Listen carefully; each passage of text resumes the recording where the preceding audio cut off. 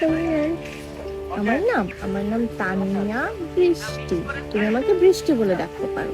অভিনেত্রী তানিয়া বৃষ্টি ব্রেন টিউমারে আক্রান্ত। তার 4 ঘন্টার অস্ত্রোপচার সফলভাবে সম্পন্ন হয়েছে। বর্তমানে তিনি চিকিৎসকদের নিবিড় পর্যবেক্ষণে আছেন। নির্মাতা সকাল আহমেদ এ তথ্য নিশ্চিত করে বলেন, আল্লাহর রহমতে তানিয়া বৃষ্টির সার্জারি সফলতার সাথে সম্পন্ন হয়েছে। প্রায় 4 ঘন্টার অপারেশন শেষে টিউমার অপসারণ হয়েছে। আগামী 24 ঘন্টা অবজারভেশনে থাকবে সে। পোস্ট অপারেটিভ অনেক জটিলতা থাকতে পারে, এজন্য এখনই শঙ্কামুক্ত বলা যাচ্ছে না। সবাই তার জন্য দোয়া করবেন। হাসপাতালে অযথা ভিড় এবং অতিরিক্ত ফোন কল দিয়ে তার পরিবারকে প্যানিক না করারও অনুরোধ জানিয়েছেন এই নির্মাতা।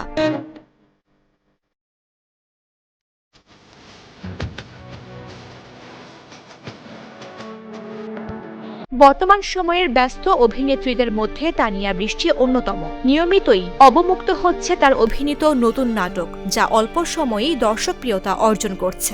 সম্প্রতি স্বল্প ব্যবধানে মুক্তি পাওয়া একাধিক নাটকের কারণে তিনি আলোচনায় ছিলেন। আকরাম খানের পরিচালনায় নির্মিত চলচ্চিত্র ঘাসফুল ছবির মাধ্যমে বড় পর্দায় অভিষেক হয় তানিয়া বৃষ্টির। এরপর 2019 সালে মুক্তি পায় তার অভিনীত আরেকটি সিনেমা গোয়েন্দাগিরি। দীর্ঘ বিরতির পর আবারও সিনেমায় ফিরছেন তানিয়া বৃষ্টি। রায়হান খানের পরিচালনায় নির্মিতব্য ট্রাইব্যুনাল নামের একটি সিনেমায় তাকে দেখা যাবে।